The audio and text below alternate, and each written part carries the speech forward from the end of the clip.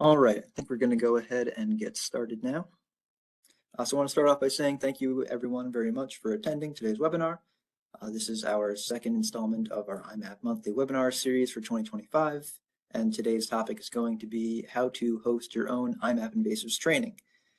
This is directed towards individuals who are training seasonal staff, volunteer coordinators who are having groups of volunteers, or anybody who's interested in teaching others about how to use iMapInvasive. So my name is Douglas Knopf. I am the Invasive Species Project Specialist for the New York Natural Heritage Program. I'm also joined by Mitch O'Neill, the Invasive Species Biologist, who will be monitoring the chat box during the presentation. If anybody has any questions during the presentation, you can go ahead and put them directly into the chat box. If anybody is new here, you can also go ahead and introduce yourself in the chat. Just a couple quick housekeeping things before we go ahead and get started. This meeting is being recorded. A recording for this will be available on our YouTube channel shortly after the meeting concludes. And a follow-up email will be going around with links to the recording and any other links that are mentioned during the presentation. Everybody's microphone is muted. If anybody has any questions, again, you can go ahead and put them in the chat box, or you can raise your hand if you would like to be unmuted. There will be time at the end of the presentation for a quick Q&A if anyone wants to stick around for that. And I think that's all, so we'll go ahead and get started with.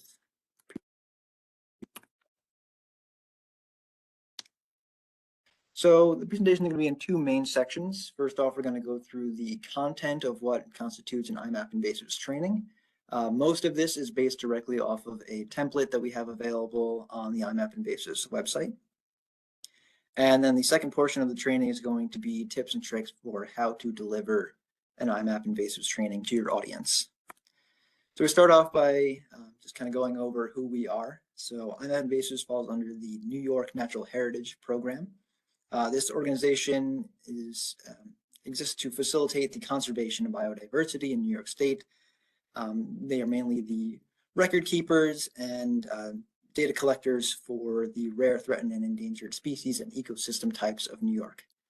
And as one of the greatest threats to rare, threatened, and endangered species is the establishment and spread of invasive species, iMapInvasives exists within the New York Natural Heritage Program to help facilitate those goals.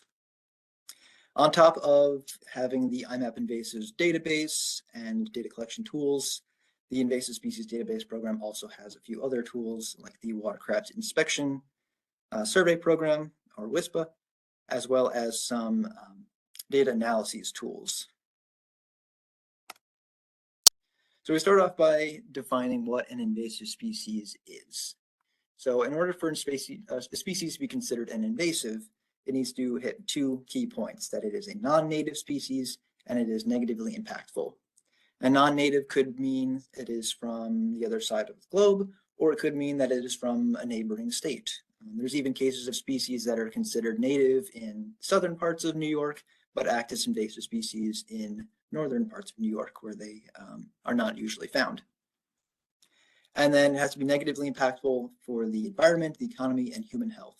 So if we take an example of a species like European frogbit, this is a species that is native in Europe, not found in North America.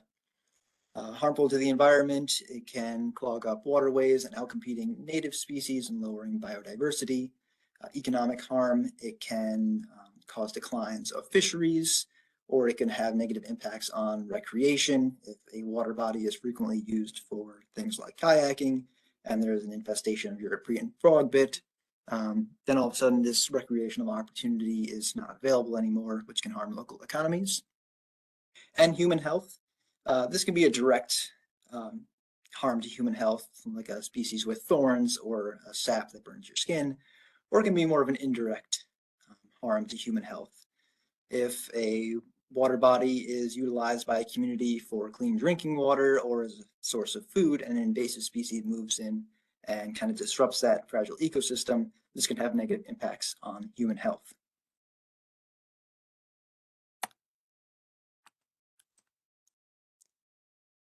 So this is a figure that you see a lot in the invasive species world, the invasive species curve. This basically shows how the distribution and accumulation of invasive species over time can make it more difficult for the control of invasives. And it kind of focuses on how at different stages in the invasive curve, you need to tailor your responses to the invasive species differently. So if a species has not yet been introduced yet, the focus is more on education and outreach, making people aware of the species and trying to prevent the introduction of it. If it is first introduced, then the goal is eradication and a rapid response and early detection surveys.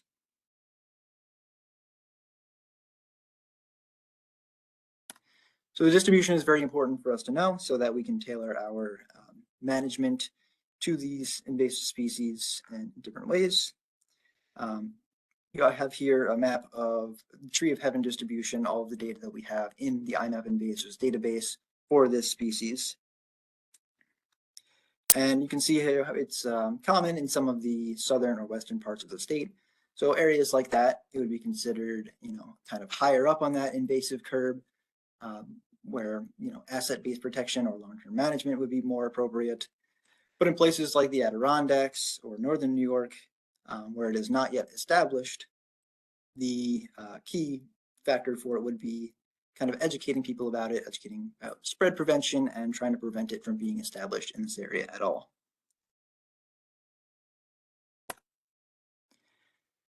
Another key part of collecting data for invasive species is addressing data gaps. So if there are large areas where surveying has not taken place for certain species, we may just not know or have any data available for if the species is there or not. And then local invasive species managers can't really make informed decisions on how to respond to these certain species. This really highlights the importance of data collection and data keeping for invasive species, which is where iMapInvasives comes in. iMapInvasives is the official invasive species database for New York State, and it acts as a centralized database to support our professional partners throughout the state, as well as anyone else who is working on invasive species. So besides just our centralized database where all of the data is stored, we also have a host of different tools available for invasive species managers. Things like species distribution models, which I showed you on the last slide for Tree of Heaven, automatic generated reports that give synopses of the data that is in the database, early detection alerts that send out emails when a certain species or a certain area gets new data entered into the database, web map services, which allows our partners to have live snapshots of the iMapInvasives database on their websites for certain areas or species, and track and control efforts and results. So on top of having presence or not detected records for invasive species, we can also have data for the treatment of invasives. One of our most important partners in the state are the PRISMs, or Partnerships for Regional Invasive Species Management. There are 8 different PRISMs that cover all counties of New York State. And what the PRISMs are they're the kind of the boots on the ground invasive species managers. These are the organizations that will go out and do invasive species management. They'll do education and outreach for the local landowners. They'll do surveys, especially early detection surveys for species that are known to just be establishing themselves in the areas, and just generally spreading the information of invasive species within their region. Data comes from a lot of different places throughout the state. Like I mentioned, we have a lot of agencies that are partnered with iMapInvasives, Department of Environmental Conservation, state parks, the PRISMs. But there's also a lot of other organizations as well, and a lot of smaller organizations, as well as things like researchers. We'll go through old herbarium data or museum data to also include that in our database to have it kind of be as all-encompassing as possible, having data from all different sources coming in. And one of the most important sources of data is our community scientists. Obviously, we have a lot of professional partners, but the environmental professionals cannot always reach every corner of New York State, which is why we rely so heavily on our community scientists who are able to go out there and help us fill in those data gaps by collecting data themselves.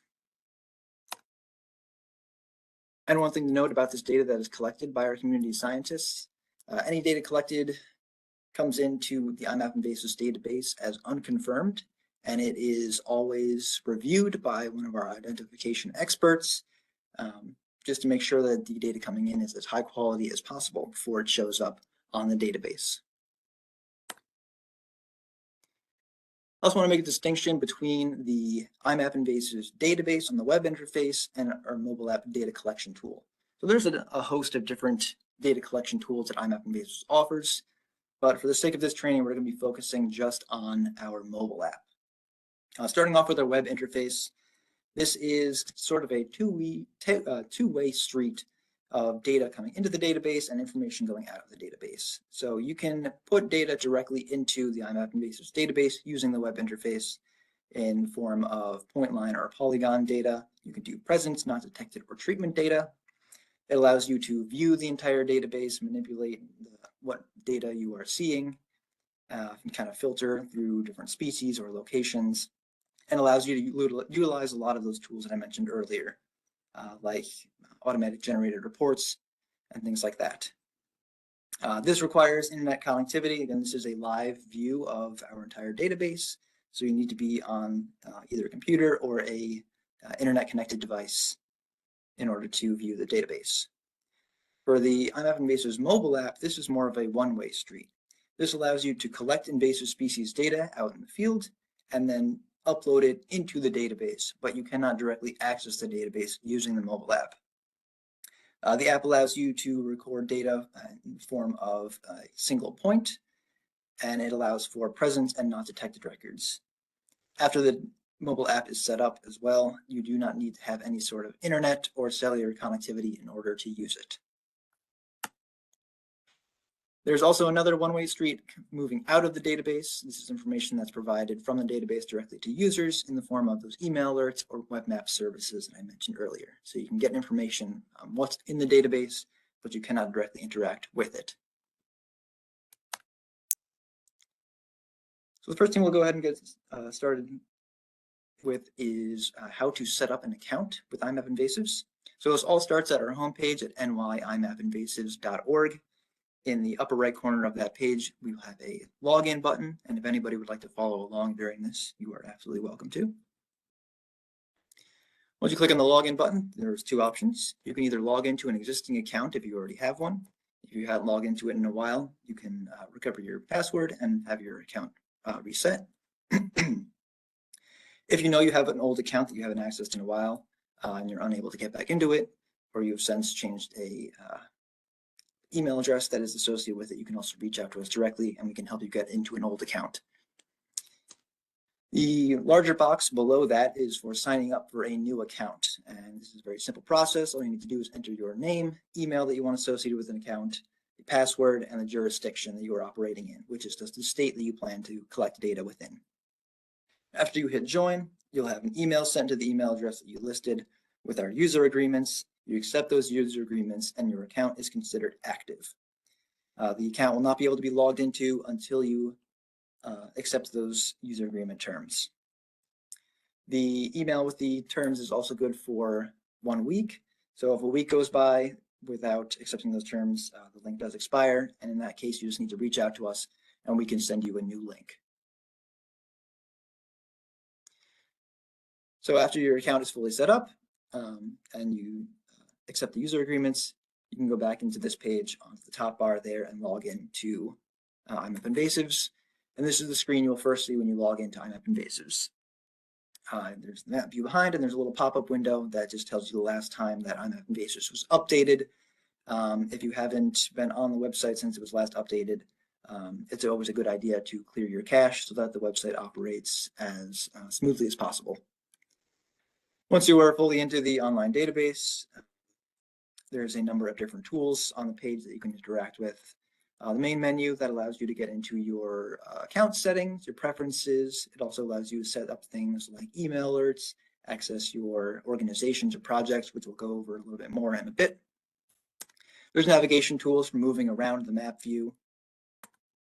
A number of different action tools that allow you to create records, go to specific records, filter the records that you are seeing on your screen, identifier measure if you want to know all of the records within a certain area or how far apart certain records are, and also allows you to make data exports if you want to take Excel files or shape files out of the database for your own personal use, or if you want to generate reports. There's also a way to manipulate the geographic layers that are available, that you are basically changing what you're seeing on the screen. You can have different base maps, different data layers. You can make those distribution layers that I mentioned earlier, and then what type of data is shown. So if you want to see presence data, not detected data, treatment data, etc. And we'll go ahead and look at some of the things in the main menu here. If you open up the main menu and you go to your account, this is where you see the information for your base account here. Most of this can just stay the same. If you were going to be using any of the advanced data tools that we have, one thing that is important to note is on this page, in the second box there, you'll see your person number. For some of our advanced data collection tools, you do need to have this person number. And then below there, you can see any professional organizations or projects that your account is associated with. If you want to join a professional organization, say you're volunteering with your local PRISM, or you are a staff member of New York State Parks, or something like that, you can go to the edit button in the top right of your account, and it will be able to request access to join an organization or a project. So organizations are great if you are, doing it in a professional setting. If you are just a community scientist and you're volunteering with a local group, you don't need to join any sort of organization. For a more casual setting, there are projects. So this is a great way for you to kind of group data together. If you have a large group of people collecting data for a similar goal, you can put a project together and all of the data will then be tagged to that specific project. It just makes it easier to filter out later.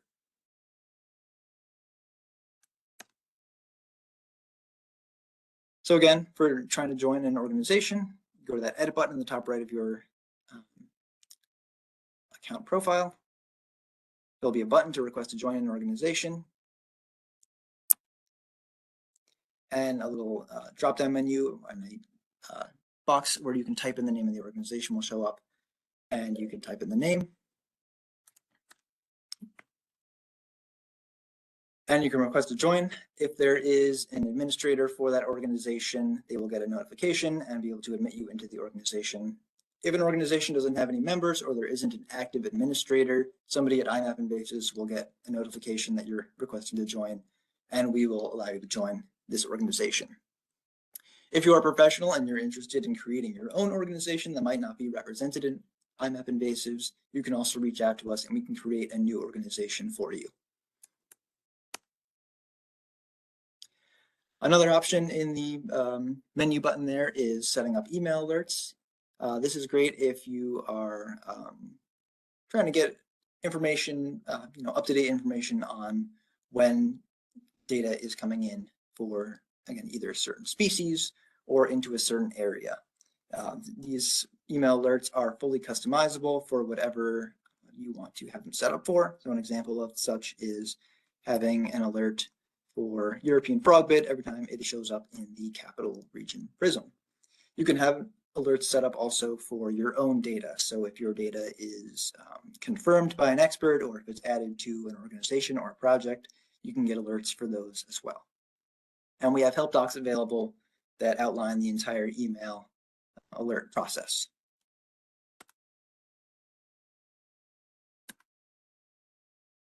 So that's a quick overview of how the web interface works. Next up, we're going to go ahead and take a look at how to download, set up, and utilize the mobile app for data collection. So the iMapInvasives mobile app is available on the Google App Store, or the iOS App Store or the Google Play Store, just by looking up iMapInvasives. And setting up your mobile app is kind of like a connectivity sandwich. You need to have connectivity, either Wi-Fi or good cell reception, in order to first download it and set it up. Once the initial setup is done, you do not need any sort of connectivity. You can be out in the middle of the Adirondacks where there's zero cell service, and you'll be able to use the mobile app for data collection and have the data stored on the device until you are ready to return to an area that has either cell reception or Wi-Fi, where you can then upload your data to the iMapInvasives database. So starting out, step 1, setting up your account. We're going to go through how to log into your account on the mobile app, setting up custom species lists and default projects. So when you first download the iMapInvasives mobile app and open it up for the first time, you should usually be brought directly to the preferences page. If you've opened it up before, or you get brought to this home screen here, you can access the preferences by clicking on the menu button in the upper left and choosing preferences. Once here, you'll want to put in your iMapInvasives username and your password and hit the Retrieve IMAP List button, which essentially just logs you in and syncs your account with the most up-to-date information on the iMapInvasives database. This is good to do pretty much anytime you're going to be going out and doing any sort of surveys, as it will sync up any changes that have been made to your account, your projects, organizations, or any new species that have been added to the iMapInvasives species list for New York.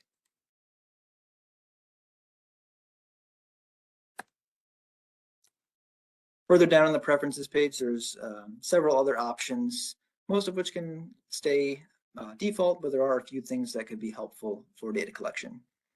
You can choose whether you want to have common names or scientific names show up.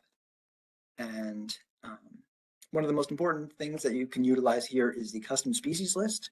So as of right now, if you don't have a custom species list set up, you're basically given the entire list of all the species that we have to scroll through when collecting a data point.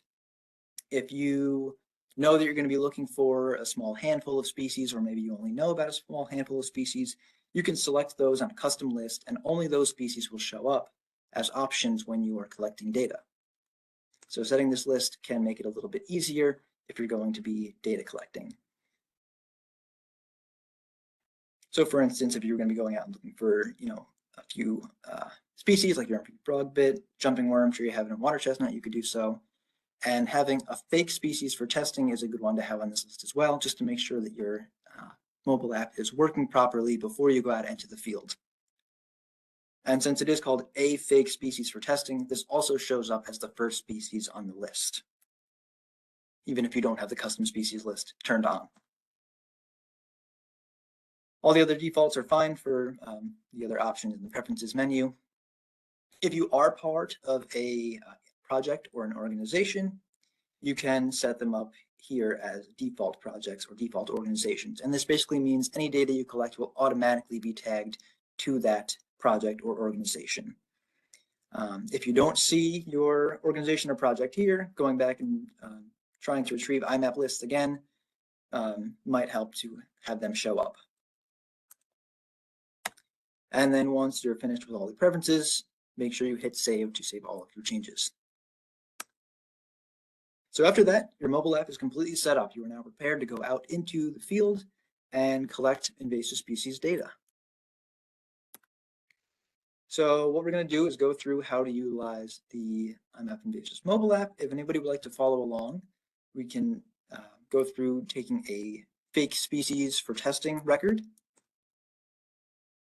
So when you click on Add Observation to collect a new data point, this is the screen that you are brought to. First up is to take a photo of the invasive species that you either found or you are looking for. If you have a photo in your library, either from, you saw a plant previously that you didn't know what it was, you took a picture and then realized that it is an invasive, you can still use this photo and it will automatically pull the location data from that photo and apply it to your record. If you have your custom species list enabled, you can have your short list of species there, and then select the species that you're surveying for. So if you're following along right now, you can go ahead and select a fake species for testing, just to see how it is to collect a record. Species detected or not detected, obviously if you find the species, it's a detected record. If you are surveying for a specific species and you don't find it, you can still submit a not detected record, which is very important to know, just to see which areas have been covered for surveying even if you don't find anything. The rest of the information should fill in automatically. Location data is taken automatically. If you are in an area with no service, like no cell service, this map viewer might be just a blank square, but as long as there's numbers that are showing up in the longitude latitude category, then it's still getting your location data. If there's nothing showing up there, that means you haven't allowed the iMapInvasives app to utilize your location on your device, and that can be changed in your phone's settings. Further down, that default project and organization will be automatically applied. Time search, this is good if you're doing a specific survey for a specific species, and you can write down how long that survey was or about how far you've gone during your survey. And then observation comments. This is a good place to put things like, how many plants you found within a population, or about how many square feet or acres a population covers. When you're taking a photo for an invasive species, it's always best to just have a close-up photo of a distinct characteristic of the species rather than a zoomed out photo of the entire population. Again, these photos need to be looked at by an expert and confirmed. So kind of focusing in on a defining feature or characteristic is more important than capturing the whole picture, and you can kind of explain the whole picture within the observation comments. After you've written all that down, go ahead and hit save again. And this will save the record to your device. And you can do this for as many records as you want, and they'll all be stored on your device until you are back in an area where you can upload them, either with cell service or with Wi-Fi, which is the bottom part of the connectivity sandwich. So once you save a record to your device, this is what it looks like. On that home screen there will be a box with the record that you collected. It will be yellow if everything is good and it's ready to be uploaded. If the box is red, that means that there's some key piece of information that is missing. So if you need to go back in and edit the record, there's a little pencil icon there that you can go in and edit it. If everything is good with the record, there's a little checkbox below it, and you can check that off. And then go into the menu on the upper left and choose Upload Selected. It will ask if you are sure you want to upload those records. When you hit OK, the records will disappear. If the records disappear, that means that they have successfully been uploaded to the iMapInvasives database. So again, if you see it on your screen, it's not in the database, it's just on your device. If you don't see it on your screen, that means it has successfully gone into the database. And again, if anybody has any questions about the mobile app during this, you can go ahead and type them into the chat box. And those are the basics of how to utilize the mobile app. And again, just another thing about the collection of photos. You need to make sure that these photos are high quality. Again, close up, in focus, putting things like your hand or a piece of paper behind like a tree branch to make sure that it focuses properly in on it. And trying to capture those defining characteristics. Because again, when they go in to the database from your device, they go in as unconfirmed, and experts need to look at them to make sure that they can say for certain, yes, it is the species you think it is.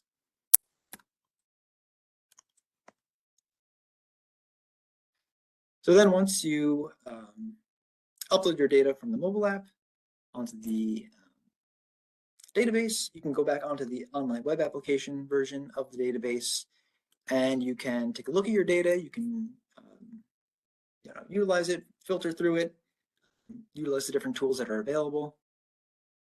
So you can turn your layers on and off. There's a layer where you can see just your data as opposed to all of the data in the database.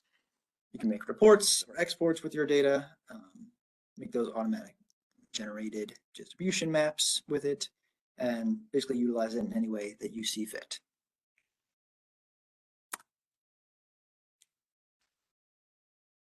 If you need additional information about any of the processes that we've gone through, either utilizing the mobile app, the website, email alerts, organizations, projects, there's help documents available for all of these things in our IMAP help resource library.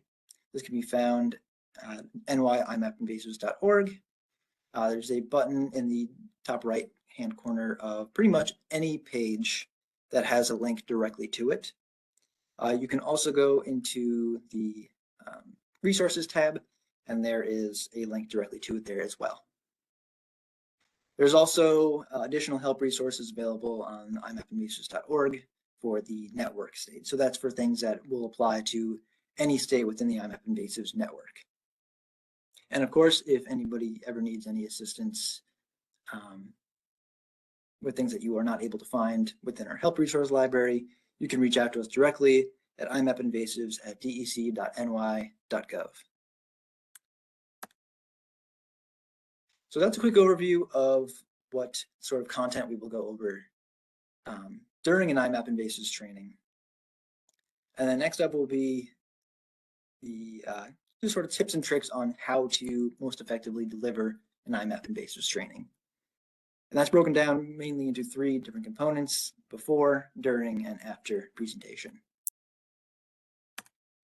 So before we jump into that, I just want to acknowledge the history of iMap trainings within New York. So we started with this Train the Trainer professional program that we called the iMapInvasives Certified Trainers Network. And this was designed to be a collaborative network where we would have people who are professionally trained on how to give iMapInvasives trainings.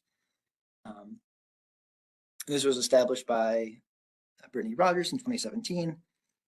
And then we basically trained people and collected professionals from around the state and had them in this sort of internal database.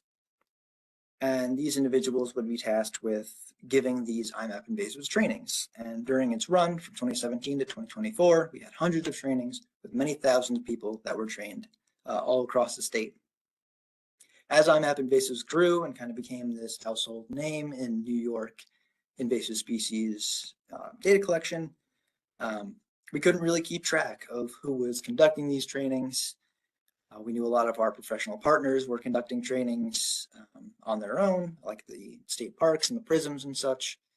So it was a good problem to have, essentially, where we couldn't really keep track of how often these trainings were happening or who was giving them. So in 2024, we rebranded the Certified Trainers Network to just the iMapInvasives Training Network, essentially to lower the bar of entry for anybody who wants to conduct these trainings. Basically saying, if you feel confident in your ability to use and train others on iMapInvasives, then we encourage you to do so.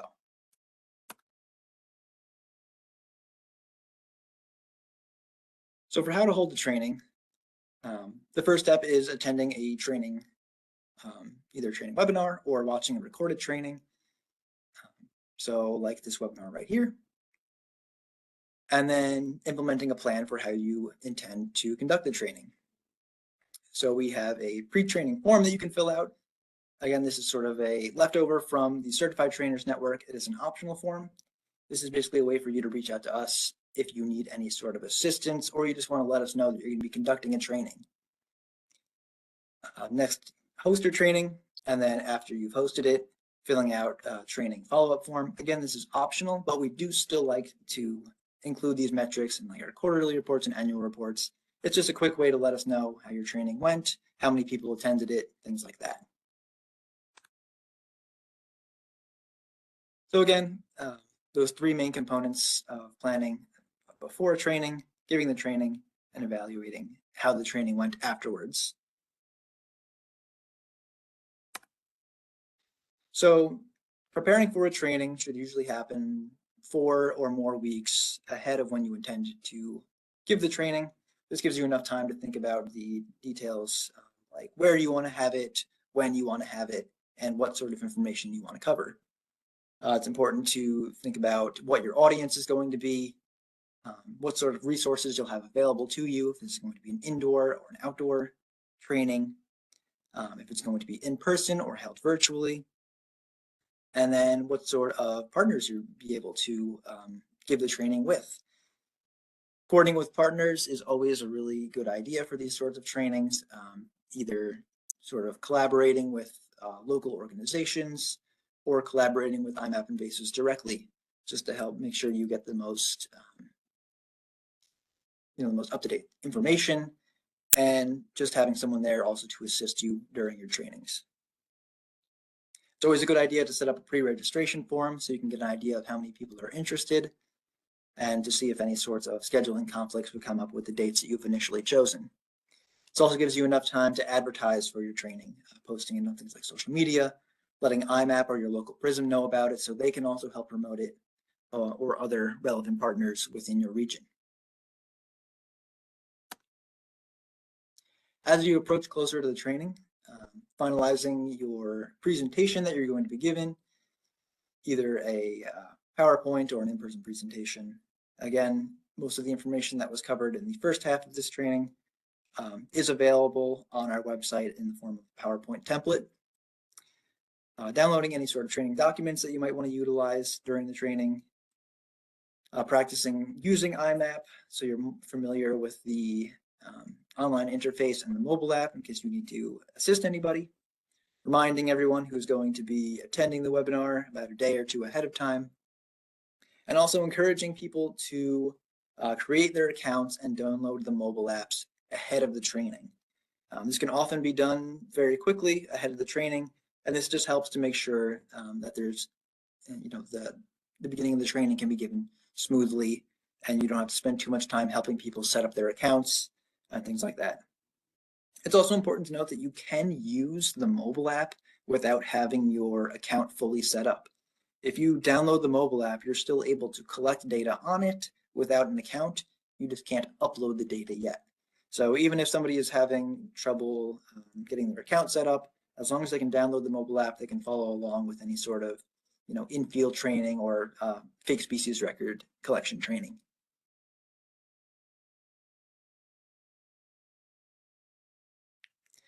It's also good to choose a few species that are locally relevant for your training. So if there's a species that is very common where you're going to be giving the training, or maybe has been kind of highlighted in local news or things like that, it's good to pull some additional resources on these species that people might be already familiar with. So things like tree of heaven or water chestnut, depending on where you are in the state. If the group you're going to be giving a training to is more concerned with water bodies versus local parks, or if it's more rural or urban, there's usually a species that you can specifically focus on that will hit home with your group. Another resource we have available on our website is a lot of invasive species identification trainings. So we have different modules from partner organizations, from the PRISMs, from MISSN, and different identification guides from different New York agencies. So all these resources are available at iMapInvasives.org/resources, and you can go through them if you want to brush up on your invasive species identification knowledge ahead of any sort of trainings. After you've done all your preparation and the day comes, comes the time to give the actual presentation and the iMapInvasives training. So start off by collecting attendance, note who shows up to the training. If it's in person, online registrations are usually collected automatically if you're using some sort of a webinar software. Silencing your cell phone or closing any unnecessary computer programs so that you're not getting notifications during a webinar presentation. If you plan on using a live demonstration using the iMapInvasives web browser interface, then making sure that all of these windows are open ahead of the training so that you don't have to spend time waiting for things to buffer or to load. Another instance where having two trainers can be helpful while one person is presenting, another partner can be assisting with the audience, whether it's just helping people get set up with their mobile app or getting their device ready, or just helping to answer questions that people might be having during the presentation. And then if there's any questions that come up that you're not able to answer during the presentation, collecting those, writing them down, and then following up on those questions in your response that comes later is also a good idea. And encouraging feedback. If you're looking for feedback on your presentation, we have an evaluation form that I'll go over in a second that you can encourage people to use. During the presentation, it's also good to kind of challenge the people who are at this training to kind of continue the momentum of using iMapInvasives. So you can sort of issue a challenge for them to submit records. This is especially helpful if you have like an organization or a project. You can have them join the project and then say, yeah, by the end of the week, I want to see everybody submit at least one record to this project. And this will give you an idea of how much engagement you're getting from these trainings.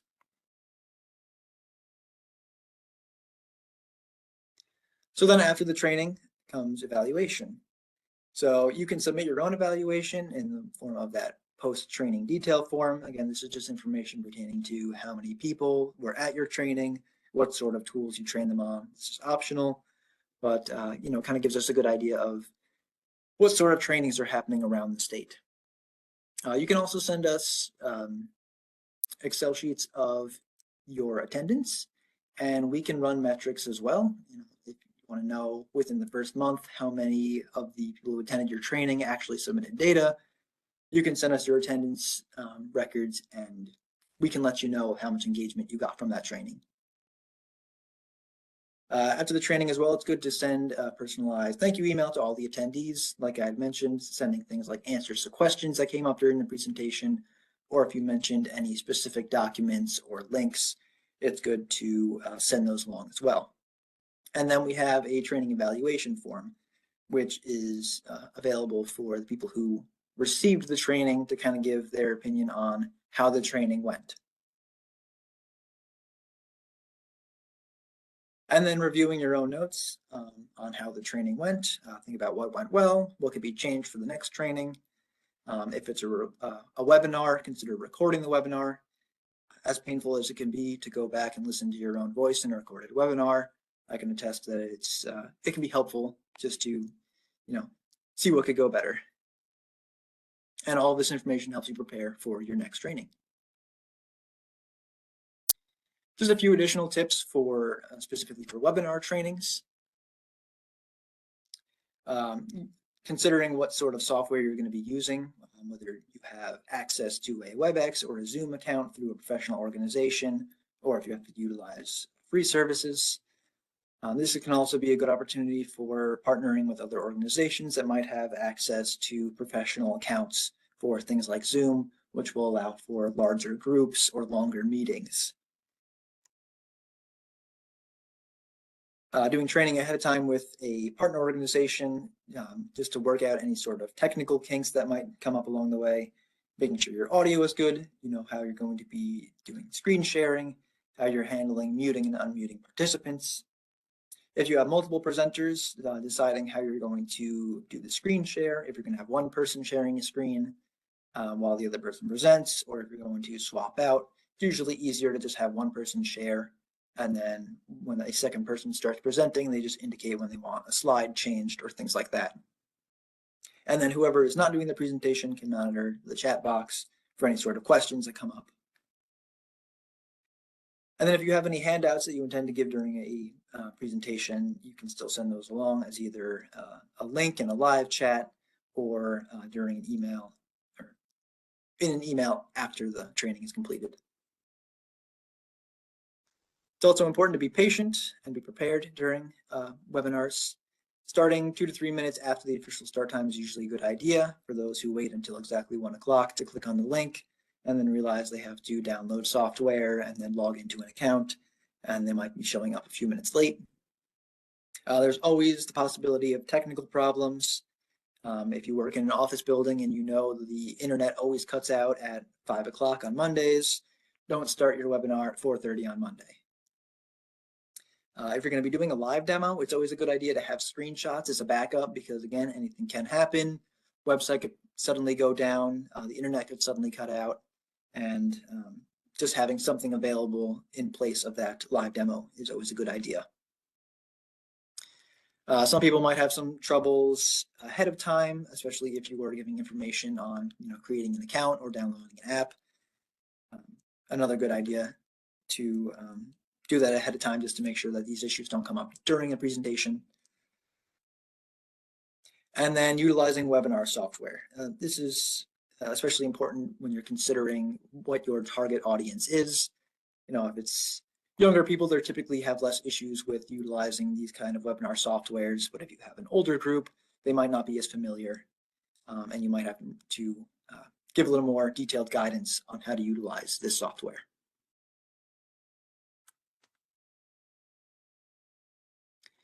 So all of this information that I've been going through is available on our website, like I mentioned several times before.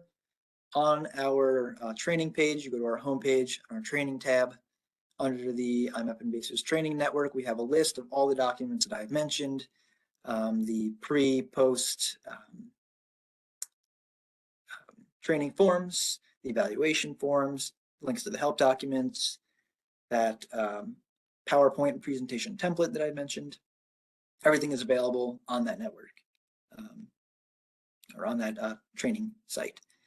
And it is important to remember that this is still a network of trainers, even though we don't advertise it as a certified training network anymore. We still have a very close-knit, interconnected network of trainers and professionals from all different organizations. So if you are looking for a professional to help you out with the training, or you have questions about how to give your own training, you can always reach out to us at iMapInvasives, and we can provide you with guidance or information. We're always available as well to join in on trainings if you're looking for another presenter.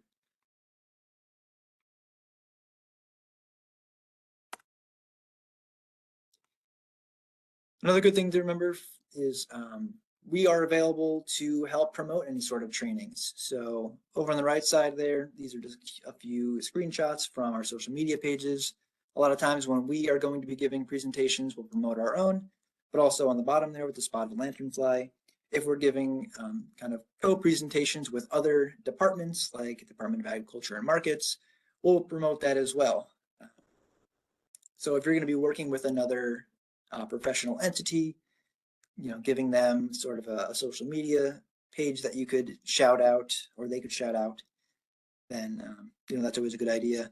Using relevant hashtags like iMapInvasives or invasive species, just to help kind of spread the word within the community.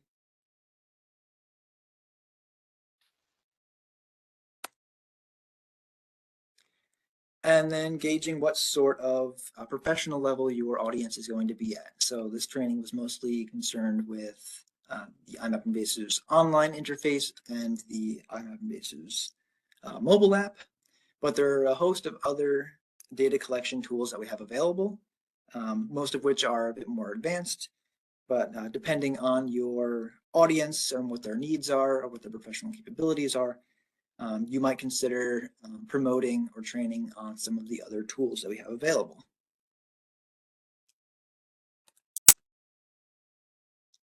And that is just about all the information that we have for how to conduct your own iMapInvasives training. So I just want to say thank you everyone for attending, and I hope that this gives you enough information for how to go out and conduct your own training.